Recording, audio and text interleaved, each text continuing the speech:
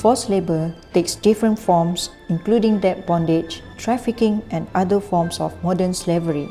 According to the ILO, forced labor is all work or service done by any person involuntarily under the menace or threat of penalty.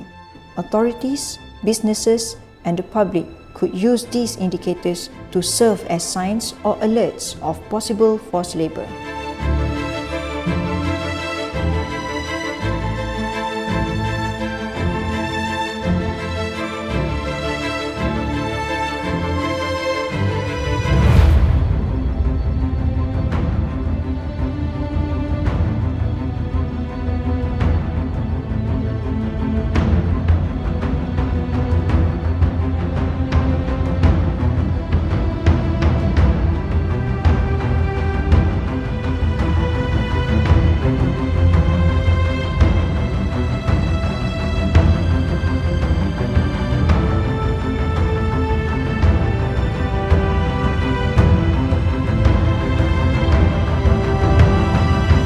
Globally, forced labor affects over 25 million individuals as of 2017, highest in Asia Pacific. $150 billion of profits are generated annually from forced labor according to an ILO study. Malaysia has been associated with forced labor practices since before 2010 in several sectors such as electronic manufacturing, textile, and palm oil. Malaysia is listed as having forced labor practices under the United States TVPRA list of goods produced by child labor or forced labor since 2009. Companies from Malaysia were also imposed with withhold release order from end 2019. Malaysia was also placed in Tier 3 of the 2021 US Trafficking in Persons report. Aside from the US, in the EU, Canada, Australia, and even the United Nations Human Rights Council has begun to call for more serious attention to the issues of forced labor in Malaysia. All this news has had negative impact on business operations in Malaysia. Globally, countries have a commitment to put an end on forced labor under the different UN and ILO conventions and other international instruments. It is also clearly stated as a target under SDG Target 8.7. Malaysia as a whole have taken various initiatives to address forced labor. Enforcement of ATIPSOM, Employment Act, and Minimum Standards of Housing and Amenities Act.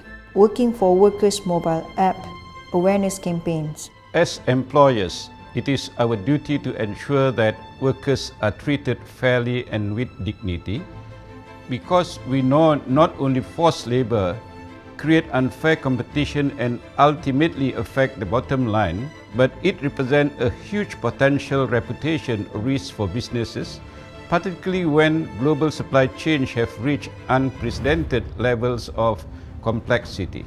We at the Malaysian Employers Federation, the MEF, actively participate in social dialogue and frequently take part in tripartite consultation as part of our effort to help bring an end to modern slavery. Over the past few years, the MEF has worked with the International Labour Organization in raising awareness of issues related to forced labour, including the production of a series of publications such as the Employer's Guide on Business Responsibility on Preventing and Addressing Forced Labour in Malaysia, Forced Labour Fact Sheet, the preventive role of Malaysian employers, and conducted jointly with the ILO webinars on forced labour and fair recruitment for Malaysian businesses in export, manufacturing and plantation sectors, just to name a few. As the Ministry of Human Resources is launching the National Action Plan on Forced Labour today, we would like to express our appreciation of the government's commitment in this regard and pledge our full cooperation in making sure a smooth implementation of the National Action Plan through working with other stakeholders to end forced labour. The existence of the forced labour is very clear violations of labour rights, morally wrong and unjustifiable. It is therefore our duty as a fellow workers to oppose all forms of exploitation associated with the employment.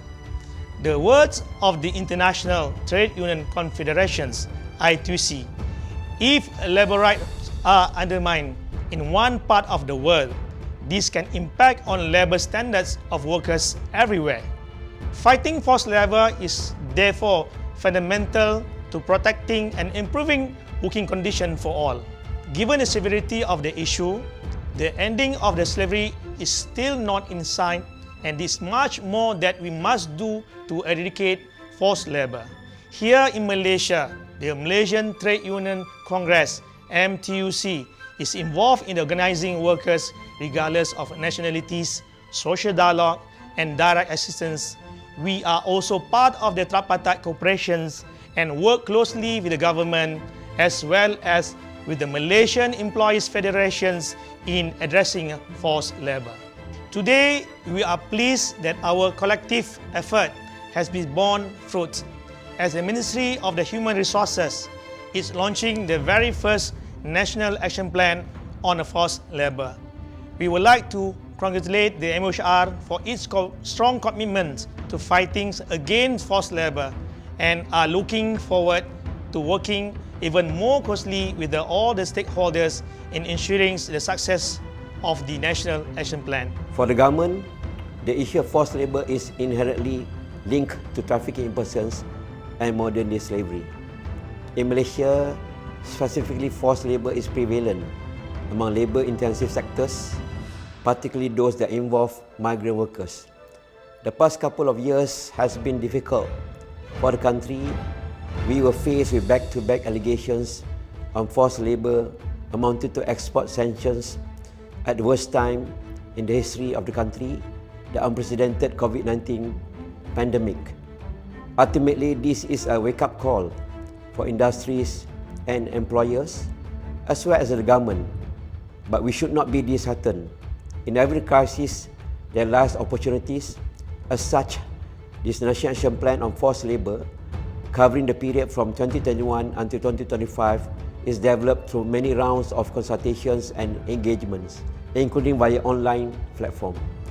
Addressing forced labor requires efforts that encompasses awareness, enforcement, advocacy, and capacity building for all involved stakeholders. On the part of the government, we have taken various efforts to deal with the issue. We have established the Working for Workers application where any workers can file complaint at their fingertips. We have strengthened enforcement on the Employment Act and the Minimum Standards of Housing Amenities Act. We have sectoral-based task force for labour compliance in the midst of improving on the existing bilateral agreement with labour source countries. These are not all. Of course, hence why the NAPFL is the living document that serves as a consolidation of efforts and activities in a structured manner, not only from the government and MAF and MTUC as our social partners, but also from civil society organizations and public at large. The development of the NAPFL has been a meaningful journey, one I am proud to be part of, and one I hope would get the cooperation from all, and last but not least, showcases the government's unquestionable commitment in addressing forced labor. We call upon all stakeholders to join hands to address and eliminate forced labor that requires collaboration of all government agencies, employers, workers, CSOs, and public. I am only one, but I am one. I cannot do everything, but I can do something.